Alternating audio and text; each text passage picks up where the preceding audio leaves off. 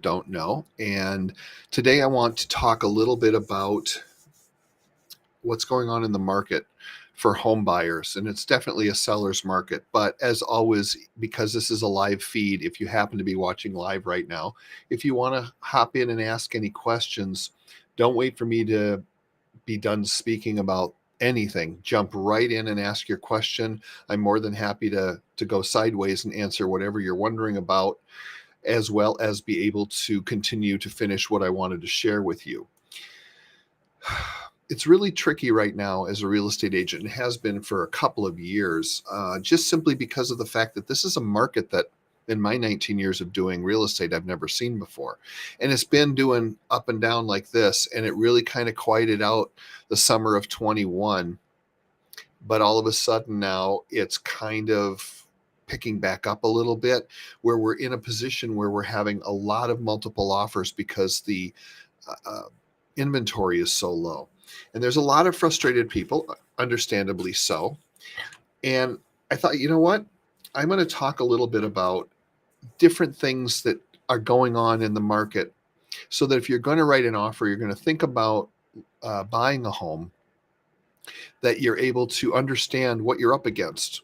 All right. Because there are some people who are literally pulling out all the stops right now to get that property in a multiple offer situation. So there's 3 or 4 that I want to mention.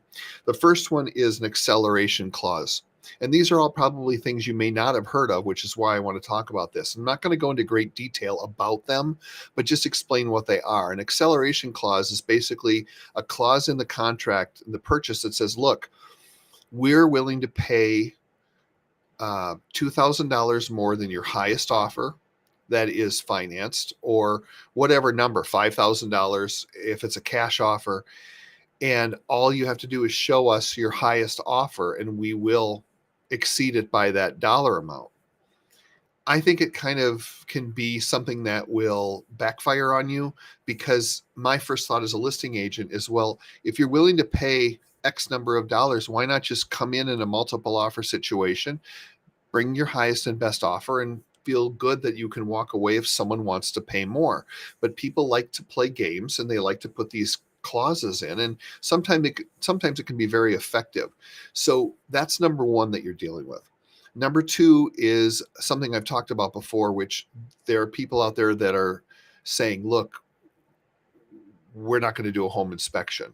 I think that that's a really dangerous place to be, because that's one of the few contingencies that you have that will allow you to check that house out to make sure that what you're buying is what you're seeing.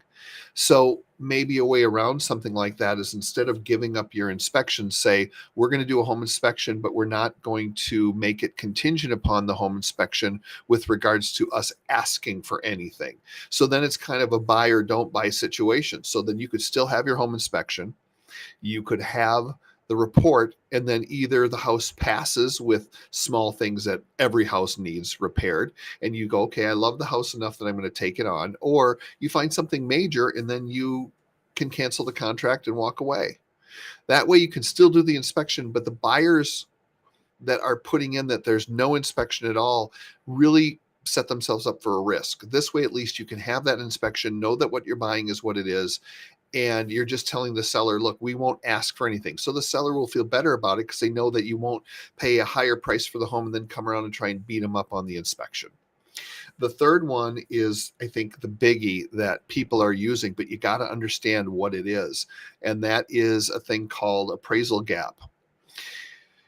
So let's say you buy a house for, I don't know, their house is listed for $350,000. And there's 10 offers, and you come in and you write an offer for $400,000, which is $50,000 over list price, which seems insane. And I can't necessarily argue that it isn't, because essentially what you're doing is, when you're buying over that list price right now, you're essentially purchasing the equity that you're going to build through appreciation over the next several years. So you're kind of almost paying it forward in a way. It's not the worst thing in the world if you have a specific situation that you're dealing with, where you need to find a home because of a job situation or whatever it might be. But where the danger with this is, we don't know what the appraisal is going to be. So let's say the home is 350 and I, as your buyer's agent, say, yeah, 350 seems reasonable or 350 seems low, whatever it might be. It gives you a rough idea of where you're going to stand. So the most you're going to have to bring is $50,000 extra to closing to get this house. But what if it doesn't appraise at 350? What if it appraises at 330? Well, then now it's $70,000. If it appraises at 370, then it's $30,000. So you want to know a rough idea of where you think you're going to land with the appraisal so there's no surprises, but you can go bankrupt really fast and become house poor. So bankrupt's probably not the right term, but house poor, where you're living for your home and you're not going out to dinner, you're not doing things with friends and family and taking trips and doing any of the activities that you want because your mortgage payment's so big. Keep in mind that for every $10,000 that you borrow, it adds about $50 a month to your house payment. Sometimes maybe putting down more money and taking a loan to keep the payment down makes more sense. So those are just three of the things. And aside from those, you also have to know how to write it. There's a specific language that you have to put in that I'm not seeing very often that leaves you, a buyer, to be very vulnerable in some situations. So that's something that I can share with you. If you have a question, I'll be happy to answer for you.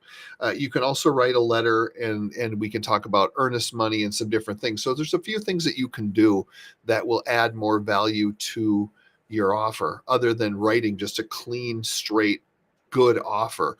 And if that sounds crazy, trust me, it's not.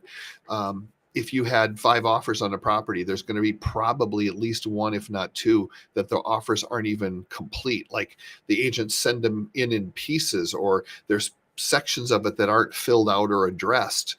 And so that's another piece of this too. And I've talked about that winning in multiple offers before, that who you hire and how you put that together really says a lot about how strong of a buyer that you appear to be. So those are the things that I kind of wanted to cover. As always, I have other videos on my YouTube page as well as on Facebook and everywhere else.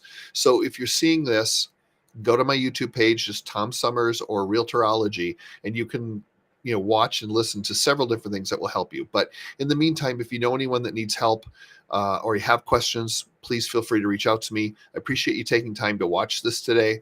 I hope that things are going well for you, and I'd love to talk to you sometime in the near future. Have a great rest of your day, and thanks so much for tuning in.